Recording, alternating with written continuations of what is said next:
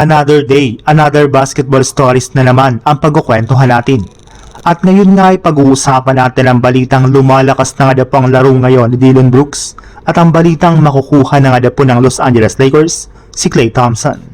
Imbis nga po bumagsak ang Phoenix Suns sa standings at magkaroon sila ng losing streak, ay nagawa pa nga po ng kanilang team ngayon na magkaroon ng 3-game win streak matapos nga po nilang maipanalo ang kanilang huling tatlong laro laban sa mga teams ng Brooklyn Nets, Detroit Pistons at Cleveland Cavaliers.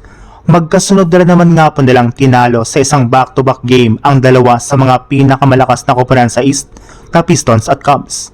At nagawa nga po yun ng Suns ngayon ay dahil sa pambihirang performance ni Dillon Brooks na siyang literal na bumubuhat sa opensa ngayon ng kanilang koponan.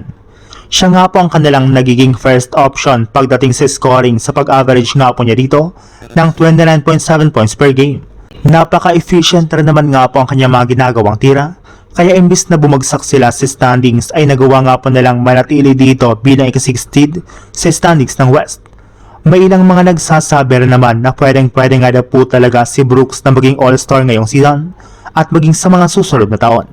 Sa ibang balita naman, ayon nga po sa labas na balita ngayong araw, plano na nga na po ng Dallas Mavericks na i-trade si Klay Thompson bago ang trade deadline sa susunod na linggo.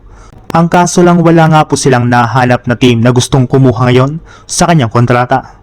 Inaayawan nga po ito ng halos lahat ng mga teams since bukod sa kanyang kontrata ay prone to injury na rin ito at napaka-inconsistent pa ng kanyang performance. Sa madaling salita, wala nga po talagang market ngayon ang isang Klay Thompson. Kaya ang last chance na lamang nga po ng Mavericks para tanggalin si Klay sa team ay kung iba-buyout nga po nila ang kanyang kontrata, which is plano na nga po nilang gawin kapag wala na nga po talaga silang nahanapan na team na kukuha ngayon sa kanilang superstar. At kung sakasakali man nga po na mangyari ang ganitong klaseng senaryo ay dyan na nga po papasok ang pagsali ni Klay Thompson sa Los Angeles Lakers.